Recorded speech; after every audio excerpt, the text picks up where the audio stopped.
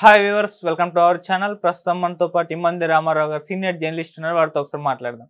Sir నమస్కారం. Sir నమస్తే బాబు. Sir Allu Arjun గారు శిల్పారావు గారి కోసం ఎప్పుడైతే ప్రచారానికి వెళ్ళడం చూసామంటే, ప్రచారం కాదు కానీ స్నేహితుడిగా అభినందించడానికి వెళ్ళారో ఆ టైం నుంచి మెగా ఫ్యామిలీకి అల్లు ఫ్యామిలీకి మధ్య ఒక వివాదం నడుస్తుంది అని చెప్పేసి బయటకు వార్తలు రావడం చూసాము. ఎన్నో విమర్శలు అల్లు అర్జున్ గారి పైన, అంటే మెగా ఫ్యాన్స్ కానివ్వండి, లేకుంటే జనసేన ఫ్యాన్స్ కానివ్వండి, విపరీతంగా ట్రోల్స్ చేయడము, దానికి అల్లు అర్జున్ గారి ఫ్యాన్స్ కూడా కౌంటర్, ఇదంతా నాటకం మనం చూసాం సార్. అయితే ఇప్పుడు రీసెంట్గా మరి వీటన్నిటికీ ఫుల్ స్టాప్ పెడదామో మరి ఎందుకో తెలియదు కానీ అల్లు అర్జున్ గారు పవన్ కళ్యాణ్ గారిని కలవబోతున్నారని ఒక వార్త బయటకు రావడం చూస్తున్నాం సార్.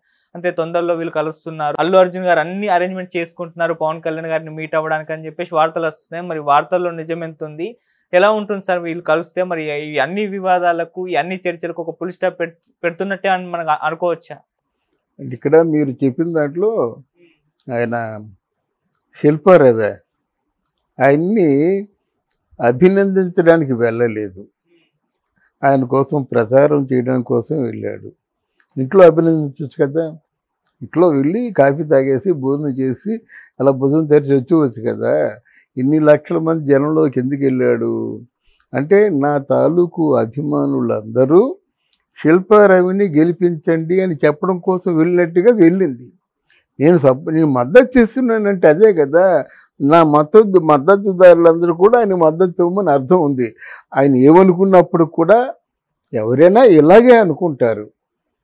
పక్కనే ఇక్కడ పవన్ కళ్యాణ్, నాగబాబు భార్య గారు ఒకరు కాదు, మరి ఎవరు, రామ్ చరణ్, మరి ఇక టీవీ బుల్లితెర నటీనటులు అందరూ వచ్చారు. ఆయన అడగలేదు ఎవరు మట్టుకు వారి వంతుగా ప్రచారం చేస్తున్న సమయంలో మెగా ఫ్యామిలీలో ఉన్న వాళ్ళందరూ, సాయి ధర్మతేజు, వరుణ్ తేజ్ అందరూ వచ్చారు కదా, ఎక్సెప్ట్ అర్జున్. అది ఎవరికైనా బాధగానే ఉంటుంది. వాళ్ళు ఏదో అతిగా ఆలోచించారు కానీ మన కుటుంబంలో ఉంటూ ఆయన రాలేదంటే కొంచెం మనసు గాయపడుతుంది అన్నమాట. కొంచెం ఆవేశపరుడు గనక నాగబాబు మన కుటుంబంలో ఉన్నప్పుడు కూడా మనకి ఆపద సమయంలో సహాయం చెప్పితే మనవాడైనా పరాయివాడే, ఆ పరాయివాడైనా సరే ఆ సమయంలో సహాయం చేస్తే పరాయివాడైనా మనవాడే అని చెప్పాడు. దాని తర్వాత ఈయన స్పందించి వెంటనే పవన్ కళ్యాణ్ని కలిసి ఉంటే, పవన్ కళ్యాణ్ని కనీసం ఎలక్షన్ ముందేనా కలిసి ఉంటే, పవన్ కళ్యాణ్తో కనీసం 5 నిమిషాలు ఉంటే ఈ వివాదం సద్దుమణిగిపోయేది కదా. అంతే కదా, తర్వాత కూడా 2-3 రోజులు చేశారు కదా. ఒక్కసారి వెళ్ళి ఏదో అనుకున్నాను, నేను అనుకున్నది ఇది కాదు, ఇదేదో అయ్యేలా ఉంది మామయ్య అని చెప్పేసి ఇక్కడ మీరు ఒక్క సిట్టింగ్ ఒకసారి కూర్చొని లేచి అభివాదం చేసి వెళ్ళిపోయినట్టయితే ఈ వివాదానికి అవకాశమే లేదు. నాగబాబు కూడా ఈ ట్వీట్ పెట్టేవాడు కాదు. అది లేకుండా ఏమైపోయిందంటే, ఇక్కడ పవన్ ఫ్యాన్స్ కానీ అల్లు అర్జున్ ఫ్యాన్స్ కానీ వీళ్ళిద్దరూ కూడా ఇండివిజువాలిటీ ఉన్నవాళ్ళు. ఫ్యాన్స్లో కొంచెం గట్టి ఫ్యాన్స్ వీళ్ళు. పవన్ ఫ్యాన్ అంత తేలిగ్గా ఊరుకోడు. అలాగే అల్లు అర్జున్ ఫ్యాన్స్ కూడా పుష్ప తర్వాత కొంచెం బిగ్గర్ సైజ్ అయిందన్నమాట. వీళ్ళు ఏం చేశారు, ఇదే మంచి అదను అనుకొని ఇంకా మొదలు పెట్టారన్నమాట. మొదలు పెట్టిన తర్వాత ఎవరైనా ఒకరు దీన్ని ఖండిస్తే బాగుండేది. ఎంతవరకు వెళ్ళిందంటే, అల్లు రామలింగయ్య గారికి చిరంజీవి గారికి కంపేర్ చేసుకున్నంత వరకు వెళ్ళింది. అది నాన్ సెన్స్. కాకపోతే వేరీ చిరంజీవి అండ్ వేరీ అల్లు రామలింగయ్య అంటే, నేను అల్లు రామలింగయ్యని చూశాను, చిరంజీవి గారిని చూశాను. చిరంజీవి గారితో నాకు అంత ప్రత్యక్ష పరిచయం లేకపోయినా ఏదో 1-2 సందర్భాల్లో కలుసుకున్నాం. అది ఇప్పుడు పోల్చుకోకపోవచ్చు కూడా. ఆయనలో ఉన్న మానవతా విలువల్ని నేను మెచ్చుకుంటా. అలాగే ఎవరు మెచ్చుకొని సినిమాల్ని కొన్ని మెచ్చుకుంటాను. చంటబ్బాయి ఎంత గొప్ప నటన ప్రదర్శించాడో తెలియదు. తర్వాత ఇంకొక సినిమా చూశానండి, ఆపద్ బాంధవుడు. దానికి ఎందుకు నిజంగా జాతీయ అవార్డు రాలేదని చాలా బాధపడ్డాను నేను. బాధపడి బయట చెప్పా కూడా, చాలా వీడియోల్లో చెప్పా. మూడోది సైరా నరసింహారెడ్డి, చాలా కష్టపడ్డాడు ఆయన. అట్లాంటి వాళ్ళకి ప్రోత్సాహం లేకపోతే ఎందుకండి ఈ అవార్డులని ఏం చేయగలో మనకు తెలియదు. కానీ అది అందువల్ల నాకు ఆయన అభిమానం.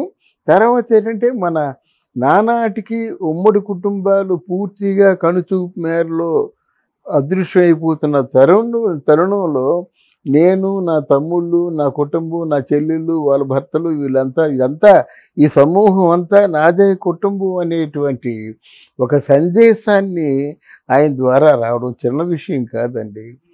అది చూస్తేనే ఇప్పుడు ఇంతమంది కంటతడి ఎందుకు పెట్టారు ఏంటి? ఈ రోజుల్లో అన్నయ్య కాళ్ళకి నమస్కారం పెడతాడా ఈ పొజిషన్లో ఉండి? ఈ రోజుకి వదిన కాళ్ళకి నమస్కారం పెడతాడా ఈ పొజిషన్లో ఉండి? అని వలవల ఏడ్చారంటే కారణం అది మానవ సంబంధాల్లోని మాధుర్యం ఎవరినైనా అది కంటతడి పెట్టిస్తుంది అన్నమాట. అందువలన ఆయనతో పోల్చదగ్గ మనిషి కాదు అల్లు రామలింగయ్య.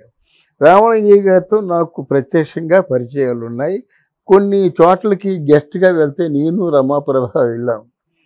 రమాప్రభ అప్పుడు నా చేత సీరియల్ రాయిస్తుంది, గూడెంలో సూర్యుడు అని వెళ్ళాం. అప్పుడు మనసు విప్పి మాట్లాడుకున్నాం. అందులో రామలింగయ్య గారిలో ఉన్నటువంటి స్థితప్రజ్ఞత చూడడానికి కమెడీగా కనిపించినప్పుడు కూడా మంచి అసలు ఆధ్యాత్మిక భావన ఎంత అంటే రమాప్రభ గారికి ఎంత ఉందో ఆయనకి అంతే ఉంది. రమాప్రభ కూడా చిన్నది కాదు, తర్వాత ఇంకోసారి చెప్పుకుందాం.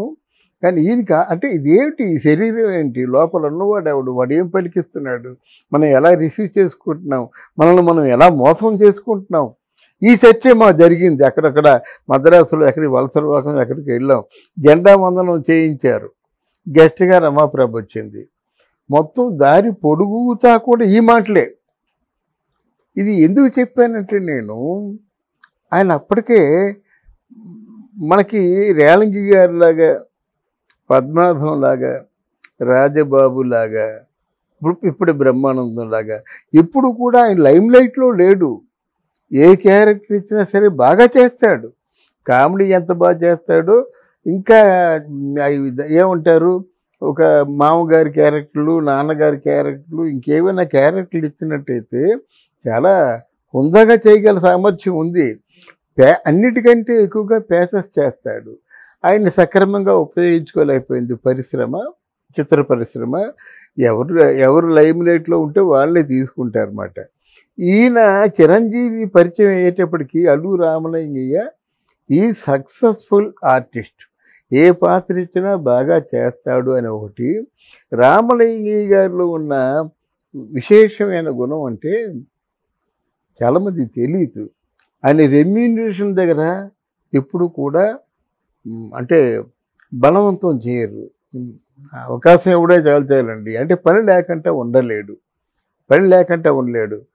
అంటే మీరు ఏ సినిమా చేయండి, నన్ను పెట్టుకోవాలి అన్నదేమాట. అది వదిలేసి మొత్తం అంటే ఆ ఈగో, నేను పెద్ద ఆర్టిస్ట్ని కదని ఈగో వదిలేసి వాళ్ళు కలిసిపోతాడు. అదే రామలింగయ్య విజయానికి కారణం. కానీ రామలింగయ్యను ఎవరు చిరంజీవి ఒకటి కాదు కదా. చిరంజీవి తిన్న దెబ్బలు రామలింగయ్య ఎక్కడ తిన్నాడు? కాదంటే ఆర్టిస్ట్గా స్పాన్ ఎక్కువ ఉంది. ఆయన పూర్తిగా అంటే విరమించే నాటికి ఆయన తాలూకు రెమ్యూనరేషన్ లక్షలు తప్ప కోట్లకి వెళ్ళలేదు ఆ రోజు. చిరంజీవి అలా కాదు కదా. అది తెలుసు కదా, సింగపూర్కి రంగనాథ్ వెళ్ళాడు, చిరంజీవి వెళ్ళాడు. అప్పుడు రంగనాథ్ హీరో, అర్థమైందా? అప్పటికి ఇచ్చిన రెమ్యూనరేషన్ చాలా తక్కువ. అటువంటి చిరంజీవి తదేక దీక్షతో సినిమాల్లో ఉండి మొదట సుప్రీం హీరో అయ్యి తర్వాత మెగా హీరో అయ్యాడు గనక ఎట్టి పరిస్థితుల్లో కూడా మళ్ళీ చెప్తున్నాను, ఎవరేమనుకున్నప్పుడు కూడా చిరంజీవి గారితో ఈక్వల్ రామలింగయ్య గారు కాదు. అదంటే ఆయన మహా మనిషి, గొప్పవాడు, గొప్ప విజ్ఞత ఉన్నవాడు. దాన్ని ఒక మాట అన్నారు వీళ్ళు, అది అర్జున్ ఫ్యాన్స్ అన్నారో ఎవరన్నారో తెలియదు, కానీ మా అల్లు గారు అల్లుడు అవ్వకపోయినట్టయితే మీరు బాపట్లలో పంచర్లు వేసుకునేవారే అన్నాడన్నమాట. ఆ మాట కొంచెం బాధ అనిపిస్తుంది ఎవరన్నా సరే. ఒకవేళ మన అర్జున్ చూశారనుకోండి, వాడు ఫోన్ చేసి వెంటనే తీసేయండి చెప్పాలి కదా, అది కొనసాగింది కదా. అంటే ఆ ట్వీట్స్ మీకు కూడా పరిచయం ఉందని అనుకుంటారు కదా, మీరు చూడకపోతే ట్వీట్ ఎవరు చేశారో ఫ్యాన్ గ్రూప్స్ ఎన్నో ఉంటాయి కదా సార్, ఎవరు పెట్టింటారో తెలియదు కదా. తెలుస్తుంది కదా. ఇటువంటి ట్వీట్ చేశారు, ఎవరు చేసినప్పుడు కూడా మీరు సారీ, నిజంగా నా తాలూకు ఫ్యాన్స్ అయితే మీరు సారీ చెప్పండి, ఆ ట్వీట్ వెంటనే తీసేయండి, ట్వీట్ పెట్టిన దానికేమో మీరు క్షమాపణ చెప్పండి అని చెప్పొచ్చు కదండి. అది చూసిన తర్వాత ఒక తప్పు జరిగిపోయింది, ఆ తప్పుని సరిదిద్దుకోవడమే కదా. మనం ఎలాగో పోయినా పర్వాలేదు, వాడు కోట్లలో వాడు ఉన్నారు. ఇప్పుడు 100 కోట్లు తీసుకుంటున్నాడంటే ఏ స్థాయిలో ఉన్నాడు అంటే, మన క్యారెక్టర్ మీద ఏమైనా కొంచెం బురద జల్లారంటే మన చోట్ల సంపద అంతా కోల్పోతున్నాం కదా. అలాగే ఎంతమంది కోల్పోయారు అది వివరం తర్వాత చెప్తా. అర్థమైందా? మీ క్యారెక్టర్ మీద ఎప్పుడైతే ఉందో అన్నిటికీ మీరు సమాధానం ఇవ్వద్దు, కానీ మీ క్యారెక్టర్ మీద, మీ తాలూకు అంటే సంకుచిత భావాల మీద ఎవరైనా ఫోకస్ చేసి ఎస్టాబ్లిష్ చేశారనుకోండి, మీరు వెంటనే ఖండించండి. అలా ఖండించకపోవడం వల్ల జరిగినటువంటి ప్రమాదం ఇది. ఈరోజు మీరు ఏదో అనుకున్నట్టు అర్జున్ అంత తేలిగ్గా కలవడు, అలా కలిసిన పవన్ కళ్యాణ్ టైం లేదు కదా. ఇప్పుడు ఈ లెక్క ప్రకారంగా ఈ నెలాఖరు వరకు షెడ్యూల్ ఫిక్స్ అయిపోయింది, తర్వాత సొంత ప్రాంతానికి వెళ్ళాలి, తర్వాత కార్యాచరణ ఎంతవరకు ఉందో చూడాలి. ఏదైనా ఫంక్షన్ జరిగినట్టు చిరంజీవి ఇంట్లో చిరంజీవి ఇద్దరినీ కలపాలి, ఎందుకంటే ఆయన మాటకి ఇతరులు ఎదురు చెప్పడు, ఆయన ఎదురు చెప్పరు కనుక. అంత మించి ఇలాంటి ఊహాగానాలు రావడమే తప్ప ఇందులో యథార్థం ఉండదని నా అనుభవం. Okay sir, thank you so much. Thank you అమ్మా, థ్యాంక్ యూ వెరీ మచ్.